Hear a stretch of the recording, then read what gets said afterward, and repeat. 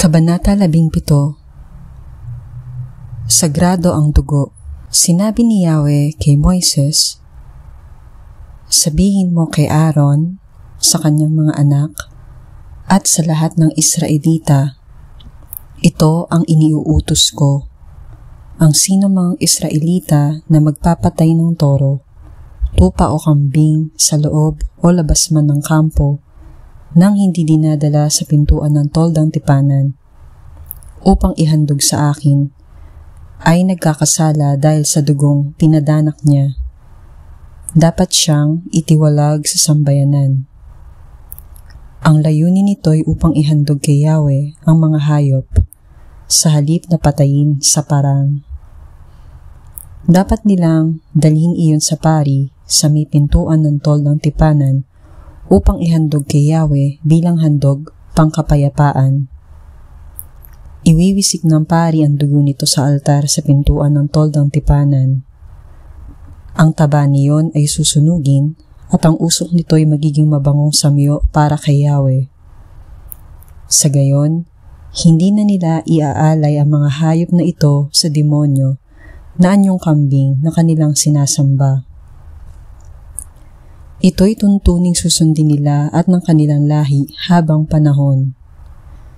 Sabihin mo sa kanila na sino mang Israelita o dayuhang kasama nila ang magsunog ng handog na hindi dinadala sa may pintuan ng toldang tipanan upang ihandog sa akin ay ititiwalag sa sambayanan.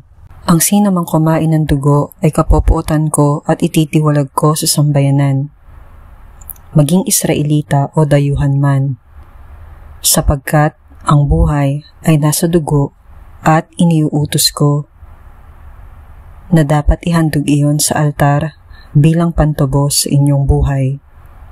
Kaya nga, hindi ito dapat kainin ni man, maging siya'y Israelita o dayuhan man.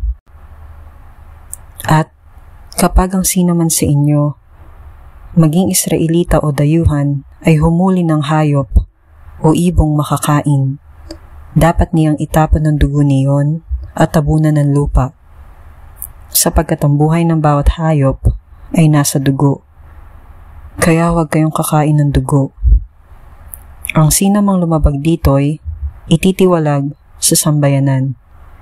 Sino mang kumain ng hayop na namatay sa peste o pinatay ng kapwa hayop ay dapat maglaba ng kasuotan at maligo. Hanggang gabi siyang ituturing na marumi. Kung hindi niya gagawin iyon, siya'y mananagot. Kabanata 18.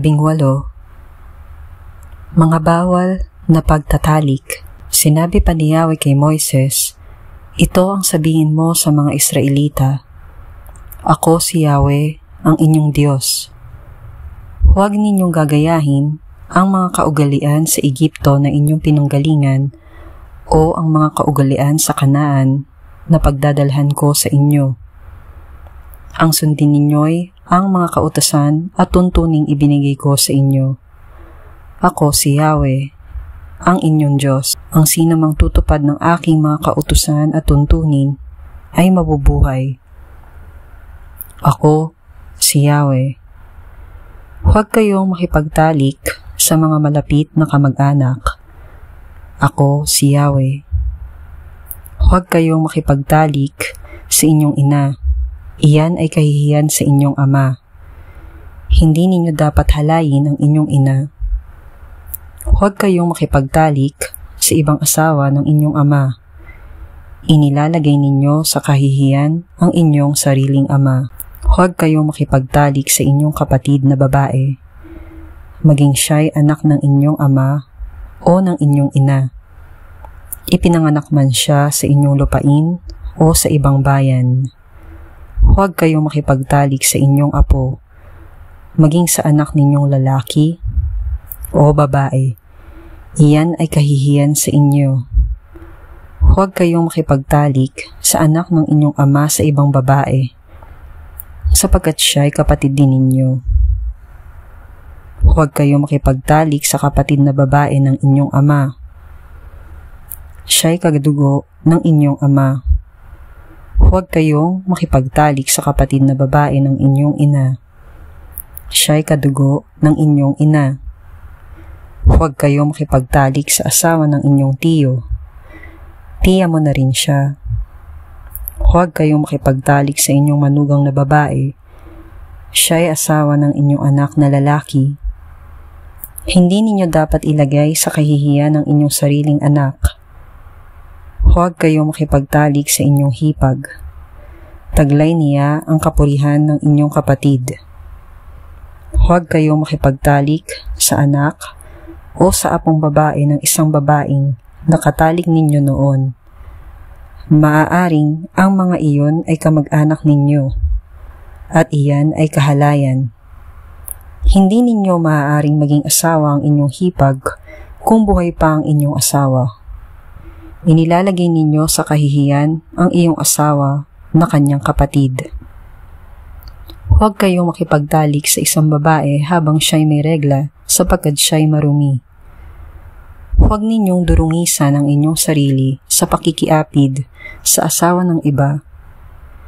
Huwag ninyong ibibigay ang alinman sa inyong mga anak upang sunugin bilang handog kay Molek sapagkat ito'y paglapastangan sa pangalan ng inyong Diyos. Ako, si Yahweh.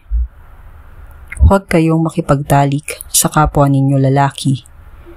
Iyan ay karumal-dumal.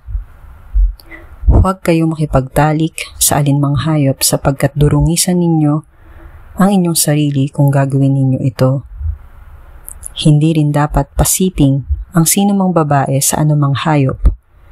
Ito ay kasuklam-suklam. Huwag ninyong durungisan ang inyong sarili sa alinman sa mga gawaing ito. Ganyan ang ginawa ng mga bansang nauna sa inyo. Kaya ko sila sinumpa.